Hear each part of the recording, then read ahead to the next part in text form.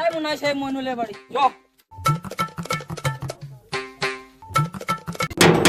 বাড়ি থেকে আসে নাকি গো? বাড়িতে মনে হয় কেউ নাই। বাড়ি থেকে আসে গো? আছি আছি, কি হলো বলেন? তোমার নাম কি মইনুল? আমার নাম মইনুল না। মইনুল লেখা আছে। তাহলে সুদা তো কি গান মারাতে? বাদ দাও, এই বাড়িটাকে তোমার? হ্যাঁ তুমি এখানে কি গান মারাছো? জানছো তো কি গান মারাতে শিখাচ্ছ? এই লোক খুব ট্যাড়া আছে রে। তুমি জায়গা কতটুকু আছে? 20 বিঘি ছিল আর 20 বিঘি কিনে 40 বিঘি করলিস। 40 বিঘি দাগটা দেখছো, এই দাগটা আমারই। 40 বিঘি জমি আর একটা বড় ফ্ল্যাট আছে। জানি করলি কি হবে?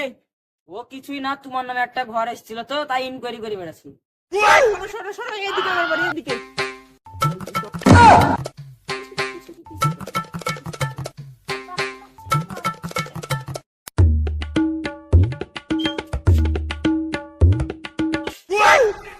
দেখেন স্যার, এই বাড়িটা আমার। আমি বিশ্ব গরিব। এটা তো তোমার বাড়ি না। এনে? তোমার এই ড্রেস আর এই বাড়ির সাথে কোনো মিল নাই। ও তাই? তাই দেখো, কে দেখো। এবার দেখো জামার সাথে আর বাড়ির সাথে মিল খাচ্ছে কিনা।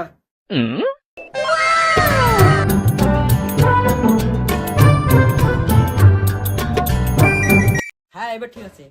ঠিক আছে ঠিক আছে, বাদ দেন, যা করতেছেন করেন। চলেন একটা ছবি তুললেন। লোকটা খুব চালাক আছে রে, লে ছবিটা তুললি।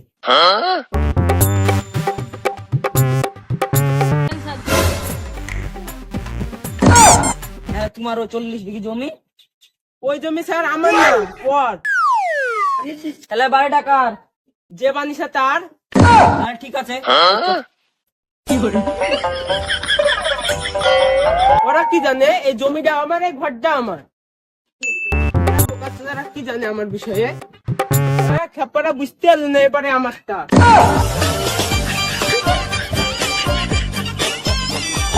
তাই মনে হয় সৌরভ বুলের বাড়ি। হ্যাঁ তো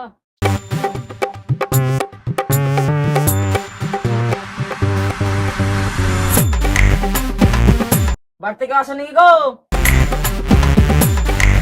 নাই নাকি কেউ বাড়িতে? জানি স্যার, বুঝতে তো পারছি না। ওই গো, আসছি তো। চিন্তা আপনার কে, কোথায় থেকে আসছেন? আপনার নামে তো সরকারি ঘর আসছে, তাই এনকোয়ারি করতে এসেছি। মনে হয় ঘরটা এবার পাবো। এই কুড়ে ঘর আর কতদিন থাকবো? এত খুশি হয়ে লাভ নাই, বলো তোমার কি কি আছে? স্যার আমার কিছু নাই, এই তো একটা পুরো বাড়ি, ওই তো একটা পুরো বাড়ি আর 1 কাঠা জমি। কিছু নাই আমার স্যার। ঘরটা মনে হয় পেয়ে যাবে রে, এই বিক্রি হবে, এই ঘরটা মারতেই হবে। হ্যাঁ স্যার, ঘরটা যাই করে মারতে হবে। না না, তুমি ঘর পাবে না তো। স্যার কেন স্যার? তোমার এত বড় বাড়ি, আবার 1 কাঠা জমি আছে, আবার তোমার ধরো তোমারও দেখছি তোমার 6 চাকা গাড়ি, তুমি তো বাড়ি পাবা না। স্যার কিছু করা যাবে না? হ্যাঁ অবশ্যই করা যাবে, 10,000 টাকা দাও। স্যার আমি গরিব মানুষ, দোকানটা কোথায় পাবো আমি? তাহলে তুমি ঘর পাবে না তো, চল।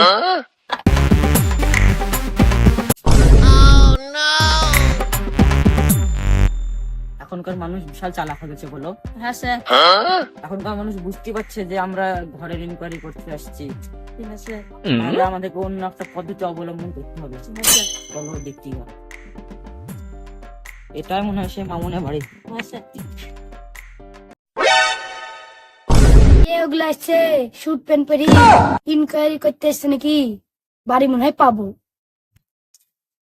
তোমার নাম মামুন নাকি? হ্যাঁ, কি হলো? এই বাড়ি তোমার নাকি? সরকার থেকে মনে হয় ছবি তুলতে এসছে। এ বাড়িটা আমার বলা যাবে না। না স্যার, এ বাড়ি আমার না। কেন স্যার?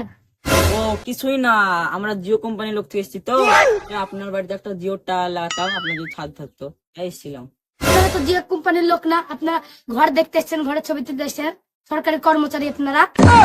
না না, আপনি যা ভাবছেন তাই না, আমরা সত্যি জিও কোম্পানির লোক। আপনার এলাকায় কোনো একটা টাওয়ার নাই তো, তাই আপনার বাড়ির জায়গাটা একদম ঠিক জায়গা, তাই আপনার বাড়ির ছাদে টাওয়ার লাগাতাম। আপনার যেহেতু ছাদ নাই, তাহলে আমরা যাই, তাই চ। স্যার দাঁড়ান দাঁড়ান দাঁড়ান দাঁড়ান। কি হলো? স্যার এটা আমারই বাড়ি, ছাদ আছে, ছাদের টাওয়ারটা লাগিয়ে দিয়ে যান।